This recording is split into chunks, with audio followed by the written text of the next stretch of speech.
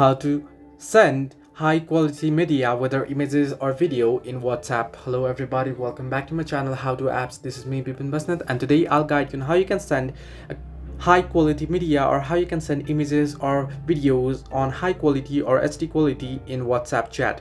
Now the process itself is quite simple and easy after the latest update. Unlike before, you don't have to do it from the settings. What you can do is you can simply open up WhatsApp, and there you want to head into the chat that you wish to send the media to. Now from the bottom you want to select the pin icon, and once you tap on it, you want to head into gallery or any of your location where your file is located, whether image or gallery. Now here you can see you'll be able to choose picture or video.